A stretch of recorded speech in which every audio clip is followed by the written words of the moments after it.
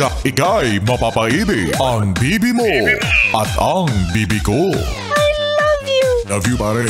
Bibo! Bibo!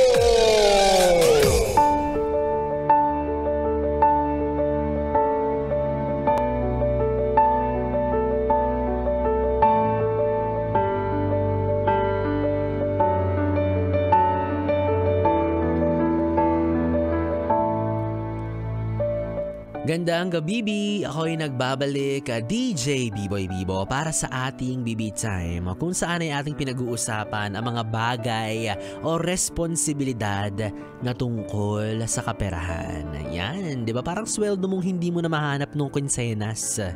Ganun talaga kaya nga ang payslip, di ba? Ang Tagalog, perang dumulas. Mabilis lumipas yan, di ba? Alam nyo, mukha lang din akong hindi naghihirap. Mukha lang din po akong laging may laman ang wallet. Mukha lang akong mayaman. Pero kaisa nyo po ako sa kahirapan. Oo, kung tatanungin nyo ako, nakalimutan ko na yung lasa ng sardinas. Ay, kala nyo mayaman na ako. Hindi po. Kasi kahit sardinas di ko na mabili. Ganun na estado ni B-Boy Bibo. Alam nyo, kaya kayo mga yes friend, gets ko yung mga rants yan, yung mga reklamo nyo sa hirap ng buhay, no? Mag-amin na tayo.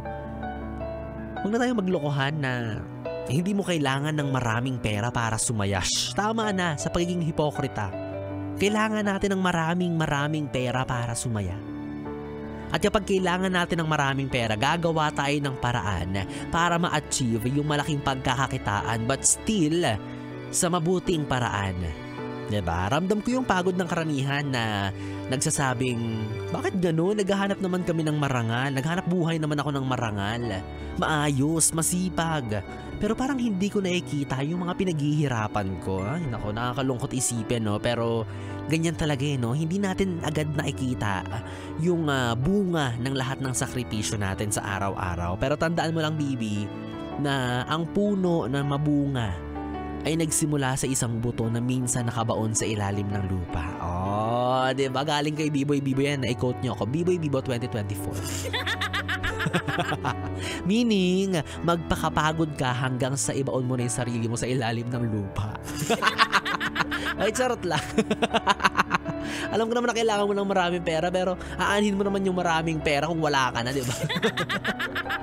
Charot lang yun. Meaning, ganun talaga. Diba? Need mo munang magsimula sa baba, lalo na kung hindi kayo pinanganak na mayroong gintong kutsara sa bunganga. Ay, sino ba kasi pinanganak na may gintong kutsara sa bunganga? Ba't naman may kutsara sa bunganga yung baby, di ba? Yan, kaya hindi tayo umaasenso kasi niloloko natin lagi yung sarili natin eh. Hindi tayo nagsiseryoso eh. Kaya naman dahil dyan mga yes friend kong Bibi, kung kaisa ka namin sa yung mga laging takot na takot sa petsa de peligro. Oo, magkakaisa tayo, 'di ba? Sabay-sabay nating i-claim, sabay-sabay nating i-manifest na soon. Yan, magiging stable tayo financially. Balang araw, mapoprovide natin lahat ng pangangailangan ng mga mahal natin sa buhay. Magiging blessing tayo sa kapwa. Yan, 'di ba? Soon matutupad lahat ng pangarap natin. And soon, hindi na natin kailangang tignan yung price tag kapag magsha-shopping.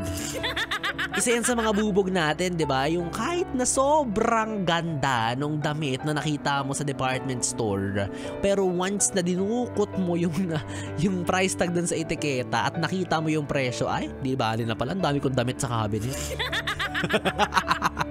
Diba na kahit gustong gusto mo, pero yung wallet mo parang sinasabi niya na, ay, di bagay sa'yo yan kasi wala kang pambili niyan.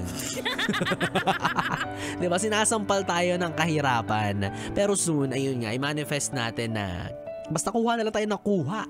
Diba, ilalagay na lang natin sa shopping cart natin lahat ng gusto natin and ma-share natin yung blessings natin sa ating mga kapwa. Yan, diba? Kapit lang, sabi ng Tarsier.